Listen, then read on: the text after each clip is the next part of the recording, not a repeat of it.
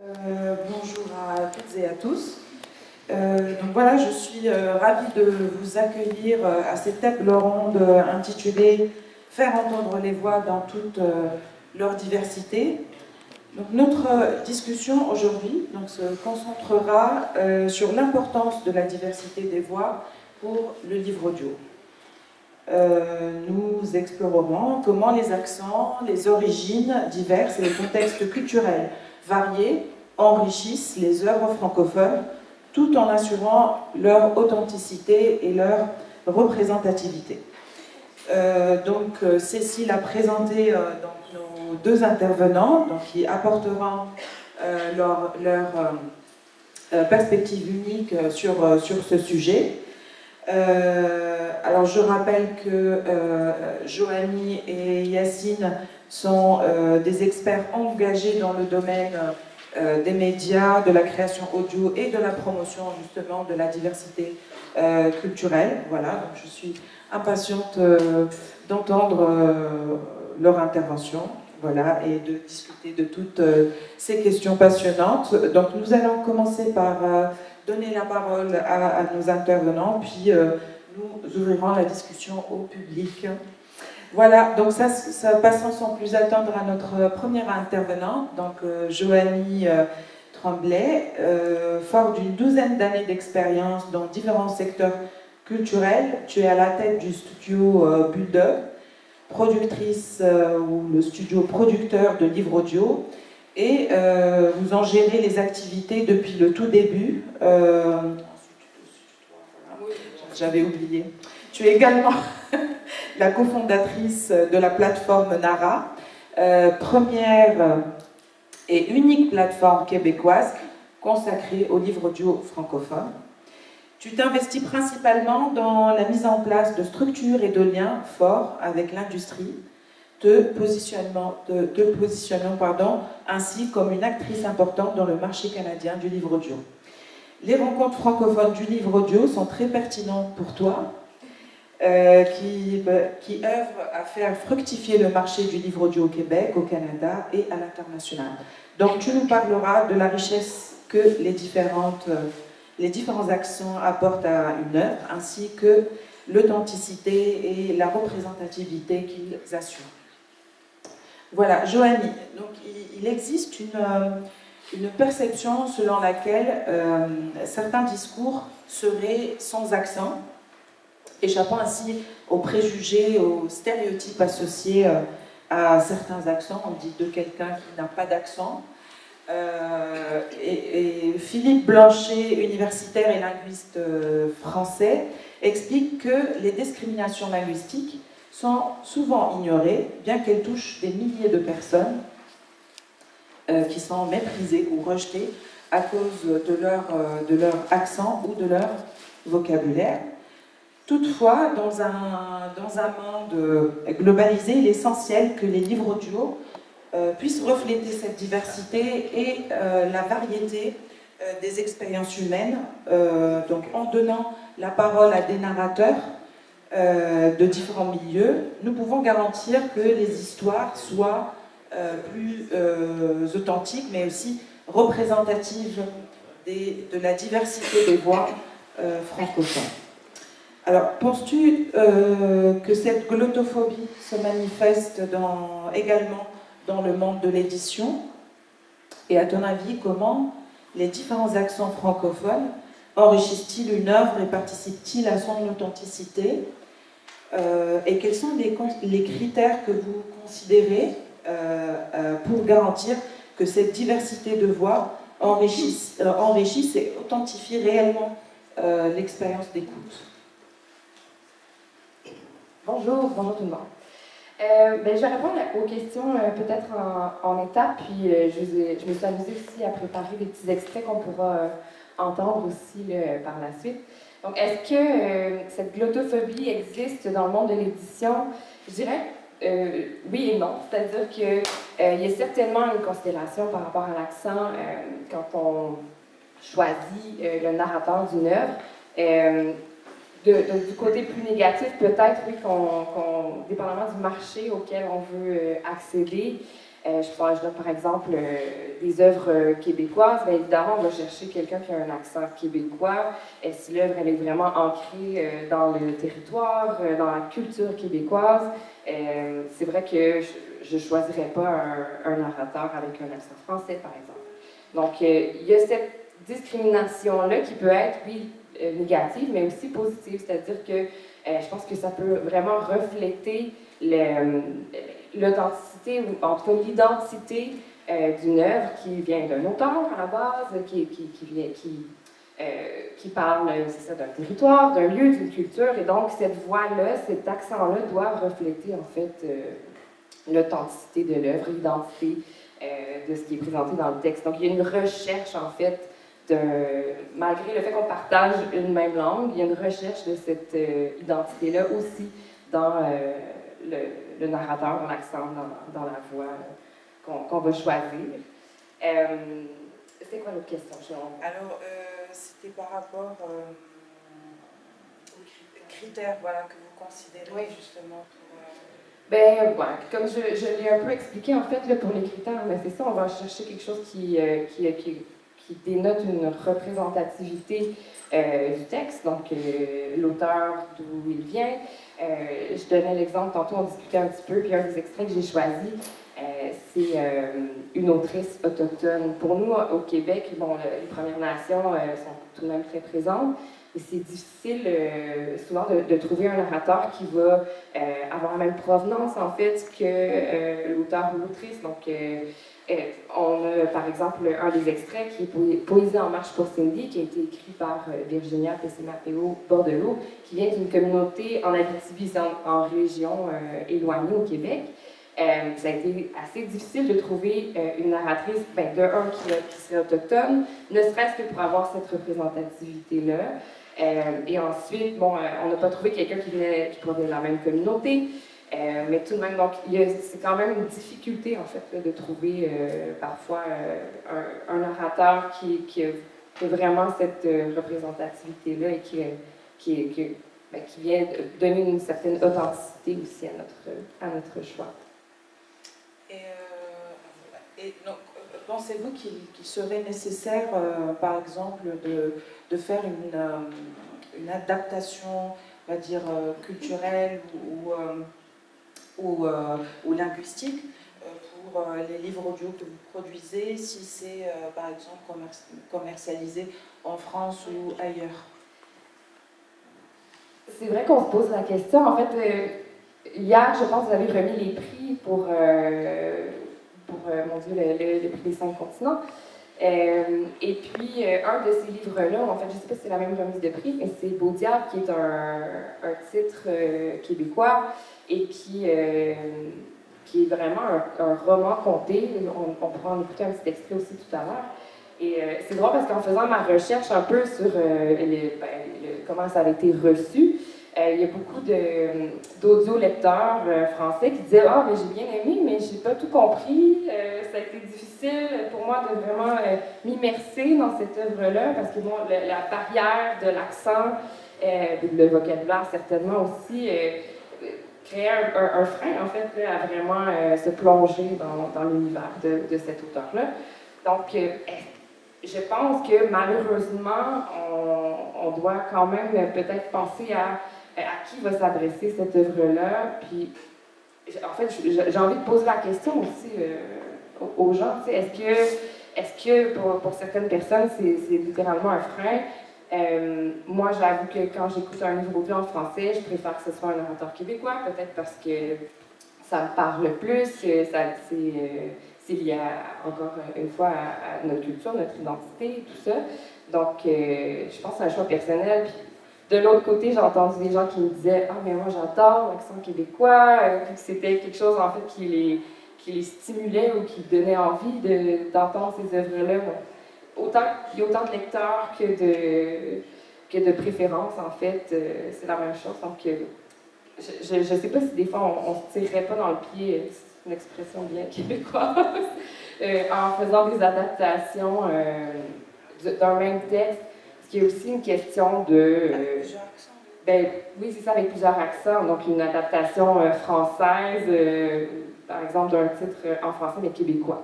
Donc, est-ce qu'on ne perdrait pas notamment justement cette espèce d'authenticité-là, puis de représentativité, ne serait-ce que dans les mots, dans le vocabulaire qui est utilisé? Ben c'est ça, je verrais mal un narrateur français.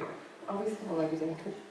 Je verrais mal un narrateur français, par exemple, rendre un texte, un roman conté comme Beau Diable, puis un vocabulaire super québécois. C'est la même chose que. L'inverse est tout aussi vrai, en fait. Donc vous allez vous me proposer d'écouter certains extraits, voilà, qui seront justement. Oui, on peut passer tout de suite à l'autre page, en fait, sans vue. On peut passer tout de suite à l'autre page. Le premier extrait, en fait, c'est.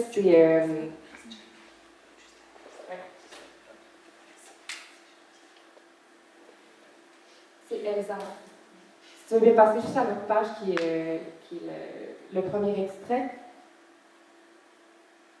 Oui, voilà. Donc, Des fleurs comme moi, en fait, c'est une auteuresse trans qui vient qui est acadienne. Donc, c'est pas tout à fait au Québec, mais bref, c'est une œuvre qu'on a produite au Studio Bulldog.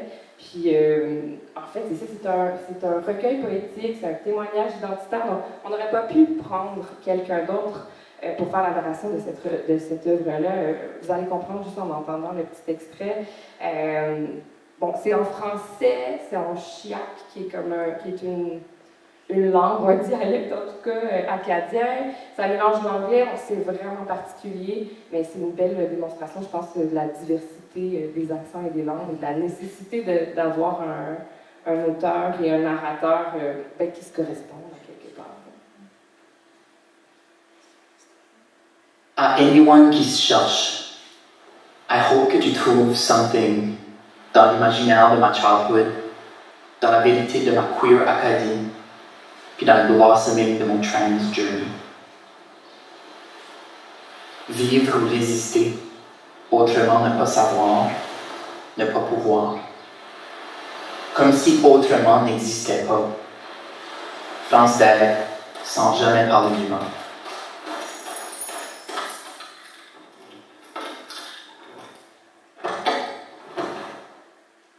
Bon, c'est tout un court extrait. C'est un recueil poétique qui est parsemé de musique, d'effets sonores et tout. C'est très, très particulier et très intense. Mais c'était pour vous montrer, en fait, vraiment la particularité de l'accent acadien qui, même pour moi, québécoise, est difficile à comprendre. Donc, ça prend quand même tout un... Ouais, c'est ça. Ça prend le bon narrateur pour ce genre d'œuvre-là. Et puis, à ce moment-là, c'était l'auteuresse qui faisait sa propre narration. Le second extrait, en fait, c'est ce dont je parlais tout à l'heure, qui est Beau Diable, et donc qui est ce fameux roman conté, qui lui aussi est écrit et lu par l'auteur Jean-François Caron. Bon, on peut faire jouer, puis une bonne idée. Première partie. Ça commence par une voix, la mienne, dans le noir. C'est tout ce que ça prend. Puis la lumière se fait doucement pour qu'on puisse tout voir venir et aller, tout entendre se placer. Bruit de vaisselle et de couverts, mangeailles et jasage étouffé, l'éclairage vient d'être tamisé. À soir, le resto chez Mado prend ses airs de cabaret. L'habituelle salle à dîner pleine à craquer a été réarrangée avant votre arrivée. Alors voilà, ça donne un autre genre complètement. On est dans du trait québécois folklorique. Puis voilà, c'est l'auteur, encore une fois, qui raconte, qui se met dans la position aussi d'un conteur. Et puis, c'est juste une autre diversité d'accents. Voilà. Oui, c'est toujours au Québec, voilà. L'œuvre de tantôt, c'est ça. Acadie, c'est plus Nouveau-Brunswick, mais c'est tout près. Puis c'est là qu'on voit qu'on partage une langue, mais pas nécessairement toujours un accent. Je pense que vous avez la même chose ici en France aussi. Ouais. Et puis pour le troisième extrait, C'est Poésie en marche pour Cindy, dont je parlais, qui est écrit par Virginia Pessimapeo-Bordelot et qui a été lu par Soleil Launière. Là, on a drôlement un peu moins d'accent. Je pense que vous allez voir la différence, vous allez entendre la différence. Poésie en marche pour Cindy.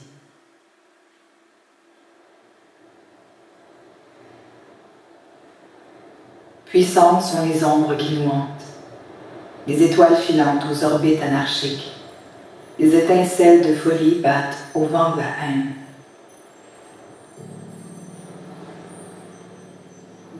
Je peins les totems en une palette de feu, des torches pour te guider. Ta vie déposée dans une forêt de fougères, peut-être en un creux de sentier. Tu reviendras, car personne ne peut voyager sans retour. Bon, j'ai choisi des courts extraits parce qu'hier, on m'avait dit qu'on n'aurait pas trop de temps.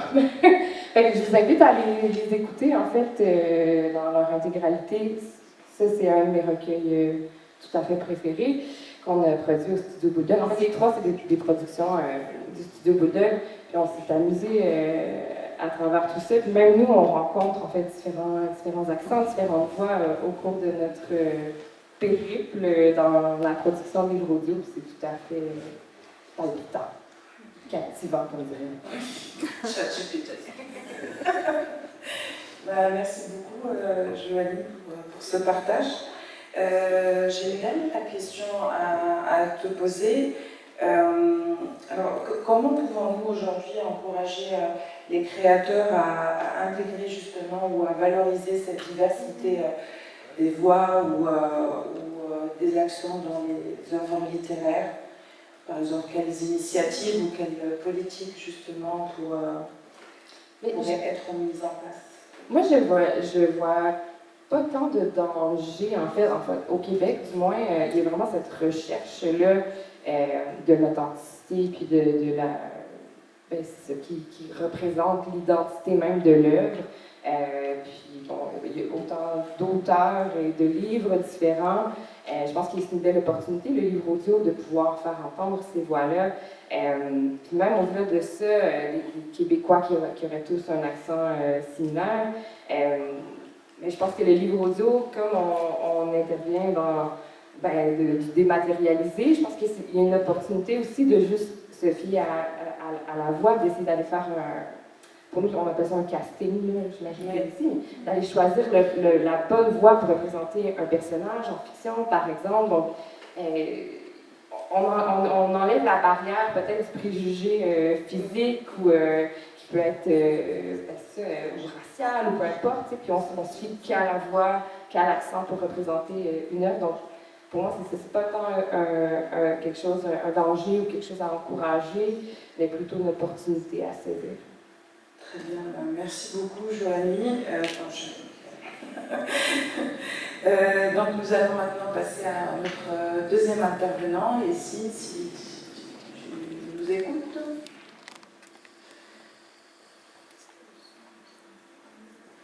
Allô. Bonjour. Voilà, ça va. Donc bonjour Yessi. Donc Yessine Amroni, donc tu es le directeur de l'Alliance française de Djerba. Donc riche de ton expérience de 15 années à l'Institut français de Tunisie, au pôle livre et médiathèque. Tu as pris tes fonctions de directeur de l'Alliance française de Djerba au sud de la Tunisie en 2021. Tu es familier des supports numériques avec une grande expérience du monde de la communication et des sciences de l'information. Tu es également formateur et médiateur aux outils numériques de la communication professionnelle à destination des établissements culturels et éducatifs. Ton alliance est co-organisatrice du Salon du livre audio en Tunisie dans sa première édition, et tu es également membre du comité d'organisation de la Semaine du son de l'UNESCO en Tunisie. Fort de ton expérience dans la promotion de la culture francophone, donc tu nous parleras ici aujourd'hui de la réception des œuvres francophones avec des accents différents, des bénéfices et des défis de la diversité des voix dans les initiatives culturelles locales. et du rôle des alliances françaises justement dans la promotion de cette diversité. Alors ici, les alliances françaises en tant qu'institution culturelle dédiée à la promotion de la langue et de la culture francophone partout dans le monde, elles sont idéalement placées justement pour favoriser la diversité des accents et des origines dans les œuvres qu'elles soutiennent ou qu'elles diffusent. Alors, quelles stratégies et initiatives peuvent-elles adopter pour mettre en avant cette diversité linguistique et culturelle? Par exemple, comment peuvent-elles utiliser leurs programmes éducatifs, les formations ou les événements culturels, ainsi que leurs partenariats avec des créateurs locaux pour promouvoir des voix variées et authentiques? Voilà, donc aurais-tu aussi des exemples concrets de projets menés avec ton alliance ou avec le réseau des alliances françaises, où l'intégration des voix diverses a été un facteur clé de réussite? Merci Nada. Est-ce que tout le monde me reçoit? Oui, je confirme. Super. Merci.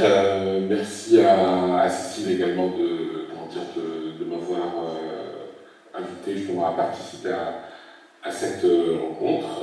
Bonjour à tout le monde. Je vous envoie mes meilleures salutations du pays du soleil, de l'île du soleil Java. Je ne vous vois pas, mais je sais que vous êtes là. Alors, il y a plusieurs questions dans la question que Nada vient de poser. Le son, j'avoue que je n'ai pas entendu toutes les interventions, parce que je crois que le micro de l'ordi est long. Et en tout cas, j'ai un aperçu. Ah voilà, je vous vois. J'ai un aperçu, comment dire, des questions, et ce sont des questions très très importantes. Alors j'ai beaucoup réfléchi à la question des accents. En fait, je ne me suis jamais posé vraisemblablement la question sur les accents. J'ai été, je pense, de manière très personnelle et individuelle, très très libre par rapport à des choix, des interprétations. Et en fait, comme par ailleurs je fais de la musique, donc je me suis posé cette question-là et je me suis dit, après tout, la voix, c'est quoi ça? C'est un instrument de musique. Et les accents, c'est comme les gammes musicales en fait, qui varient, qui changent, qui évoluent d'une civilisation à une autre, d'un pays à une autre, à un autre, d'un hémisphère à un autre.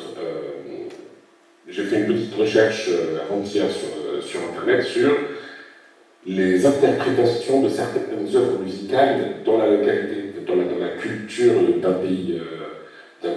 En fait, on n'est pas si dépaysé que ça par rapport à la notion de gamme. Et en fait, toute cette réflexion-là s'applique aussi sur les accents, parce que les accents, si on regarde bien, sont des sonorités qui sont interprétées, qui sont soumises un peu aux gammes locales en fait, d'un pays ou d'une communauté, etc. Donc là, je pense que la question de la musique, c'est ce qui m'a permis également de revoir la question des accents par un autre prisme. Pour ce qui est de la médiation, pour ce qui est de la notion des accents, en tout cas de la promotion, en tout cas comment développer, en tout cas, et stimuler la curiosité de nos publics en tant que centre culturel, comment stimuler leur curiosité par rapport à l'existence et à la notion d'autres accents. La question de la formation à la médiation est centrale. Donc ça veut dire que, en tant que responsable d'établissement, il est crucial, en tout cas, de diffuser, d'identifier les partenaires, les acteurs de l'écosystème de l'établissement, sur qui on peut éventuellement compter et éventuellement impliquer dans cette question-là. Alors, sur les initiatives culturelles, panoplie d'activités. Je cite, comment dire, à toutes fins utiles, les concours d'éloquence. Donc on est en 2023 à notre deuxième concours d'éloquence organisé à l'Alliance française de Java, et on voit en fait une évolution. Et cette évolution, elle stimule de plus en plus les jeunes publics qui viennent, en tout cas qui participent et qui deviennent eux-mêmes complices d'un projet et qui transcendent un peu tous les clichés qui peuvent être, relatifs à la notion des accents. Notre façon de faire aussi, en tout cas en termes de centre pédagogique, parce que l'Alliance française c'est également un centre qui enseigne le français. Notre façon de faire, c'est de ne pas du tout être dans le jugement, de ne pas être dans les questions, en tout cas de rectification, de rectification de tir. En fait, il s'agit de favoriser la communication et non pas la question esthétique qui a un héritage simplement qui peut être un simple héritage culturel dans certains cas. Voilà, donc la médiation, la formation à la médiation vis-à-vis de nos publics et vis-à-vis des partenaires et des acteurs est fondamentale. Et avant que j'oublie, récemment, l'Alliance française du Java a signé avec le ministère de l'immigration du Québec une entente qui favorise la formation aux Français québécois et qui permet de préparer les candidats à l'immigration justement à une immersion culturelle et linguistique des plus confortables. Donc, il ne s'agit pas de former directement, en tout cas de manière directe. Au contraire, il y a une préformation, la formation en tout cas des acteurs des cadres pédagogiques qui doivent passer en premier. Et c'est ce qui permet justement d'anticiper sur les appréhensions du public et éventuellement les appréhensions du cadre pédagogique qui lui deviendra plus tard vecteur justement de stimulus vis-à-vis du français québécois. Voilà. Si vous avez d'autres questions. Justement. Si, ça marche. Justement, Yacine, tu parlais de cette convention qui a été signée avec le ministère de l'Immigration au Canada. Donc, en fait, l'idée... Québec, pardon. Donc, l'idée est d'intégrer justement des ressources pédagogiques. Comme vous le savez, les Alliances françaises proposent des cours de FLE et on est souvent amené à utiliser des livres audio en classe et des documents authentiques. Et donc, justement, la question de l'accent se pose parce que les demandeurs d'immigration au Québec doivent être justement formés à cet accent québécois. Ils passent à l'Alliance des certifications telles que le TEF ou le TCF Québec. Donc la maîtrise de l'accent, aussi bien à l'oral, dans la production orale, mais également et surtout dans la compréhension orale est très importante. Et donc ma question, Yacine, c'est d'après ton expérience, tu as eu l'occasion certainement d'observer de quelle manière justement ces œuvres francophones avec un accent québécois sont perçues par ton public. Alors, pourrais-tu partager avec nous tes observations sur la réception de ces œuvres qui intègrent un accent différent? Alors, je n'ai pas de statistiques propres justement par rapport à ça. Et justement, la signature de cette entente avec le gouvernement du Québec a mis tout le focus justement sur la notion de l'existence justement d'un réservoir d'œuvres en fait qui sera mis à la disposition en tout cas de nos publics dans le cadre de cette formation-là. d'une part. D'autre part, moi je veux dire, il m'arrête de plaisanter un peu avec les gens. Les gens ne savent pas, par exemple, que Céline Dion est québécoise. Donc pourquoi? Parce qu'il y a eu, je pense que c'est certainement des raisons historiques qui lient la Tunisie et l'Hexagone, en tout cas les pays du Maghreb et l'Hexagone. Et en fait, il y a aussi la question de la distance. La distance, je veux dire. Québec, c'est l'Amérique du Nord, donc c'est noir, il fait froid, etc. Donc, voilà, il y a des paramètres, des paramètres culturels qui peuvent être un peu en opposition. Et justement, nous, notre rôle, c'est de transformer justement ces paramètres-là pour proposer, pour expliquer et rapprocher, en fait, rapprocher les gens des centres, en tout cas de ces possibilités-là, parce que au-delà des questions culturelles, c'est également un marché économique. La sphère francophone, c'est un marché économique, c'est aussi c'est des études. C'est des études. Il se trouve qu'en Tunisie, l'enseignement du français a encore sa place. Et donc, ça veut dire que c'est un vecteur, c'est un levier, en tout cas, c'est un levier d'employabilité qui est très très important. Et comme vous devez le savoir, il y a plus de 80 pays francophones. En tout cas, il est possible pour un francophone de s'épanouir professionnellement à travers le français, la langue française. Je reviens sur la question du concours des bourses, qui est oublié un élément très très important. La dernière édition, parce que ce sont des rencontres professionnelles du livre audio, donc pour dire que le livre audio a toujours sa place à la Noce française de Germain. Donc, la dernière édition du concours des récompenses, elle s'est passée cette fois-ci d'une manière différente, c'est-à-dire que les candidats justement au concours nous envoient en amont leur enregistrement audio. Un enregistrement audio de 3 minutes où ils présentent leur texte. Et la sélection, en fait, la sélection des lauréats, elle s'est faite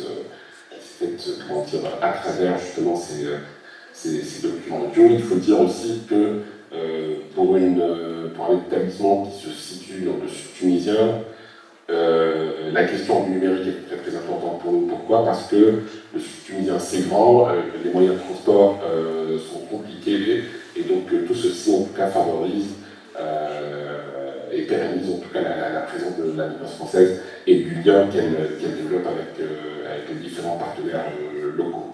Elle me regarde d'un œil, elle me dit je te parle beaucoup. Merci. Merci beaucoup Yessine. Si vous avez des questions aux intervenants, voilà, la parole est au public. Non, je vous préviens, je ne comprends pas. Oui.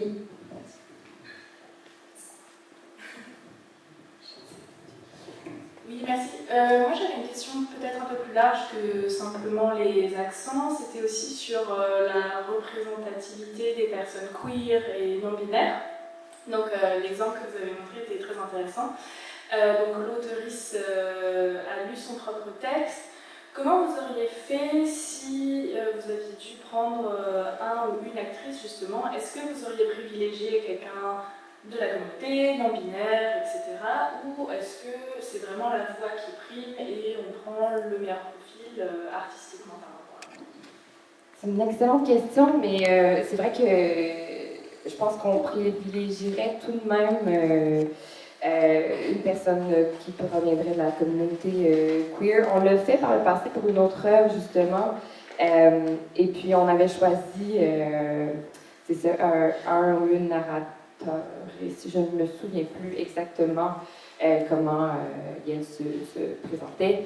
Et sinon, on avait fait le choix quand même de cette représentativité-là pour bien rendre l'œuvre. Surtout, si l'œuvre traite de ça, donc cet auteur-là, Xenia, et c'est vraiment un témoignage très personnel, mais il y a des œuvres aussi parfois qui traitent justement de cette transformation-là, de ce passage identitaire, etc. Donc, je pense que c'est important à ce moment-là d'avoir une voix au-delà, en fait, dans l'exemple que je vous ai montré, il rentrait bien son texte, mais celui qu'on avait choisi n'était pas nécessairement le meilleur narrateur possible, mais ça prenait quelqu'un qui était passé peut-être à travers ce même processus, ou en tout cas qui avait des expériences de vie similaires pour bien rendre ce texte-là. Sinon, il y a comme une espèce de coupure peut-être entre ce texte qui est rendu. Bon, je ne dis pas qu'on n'est pas capable de se mettre dans la peau d'un personnage, mais si c'est un livre qui est peut-être plus personnel, qui n'est pas de la fiction nécessairement, on va privilégier vraiment l'identité du narrateur par-dessus la qualité peut-être de sa voix, ou en tout cas le timbre de sa voix. Question? Merci beaucoup. Merci beaucoup. Ma question rejoint un tout petit peu la question précédente. Comment vous faites pour gérer des œuvres venues d'autres espaces linguistiques, enfin tout simplement géographiques, par exemple? Est-ce que vous travaillez sur des œuvres françaises ou belges Oui, on produit quelques œuvres là, pour des éditeurs français. Puis au Québec, on a la chance quand même d'avoir cette diversité linguistique-là tout de même. Donc, il y en a beaucoup là, de narrateurs, narratrices français et européens. Donc, on a quand même un bassin de narrateurs qu'on va chercher vraiment ces gens-là. C'est quand même une considération importante. Là, on se fait demander, parfois on a envoyé une banque de voix, par exemple, parce qu'on aime bien travailler pour des productions, pour des éditeurs français. On dit, ah là, on sent un tout petit peu l'accent, on n'est pas sûr, c'est pas tout à fait ce qu'on cherche. À ce moment-là, ça reste une considération très, très, très précise et pointilleuse, de la même façon qu'on l'entend bien quand vous imitez notre accent québécois. Ben, bon, je pense que c'est plus facile pour nous que pour vous, l'inverse, mais reste que c'est ça, on cherche vraiment quelque chose de super authentique. Puis les éditeurs français, la même chose. On utilise vraiment des français adoptés au Québec. Merci beaucoup.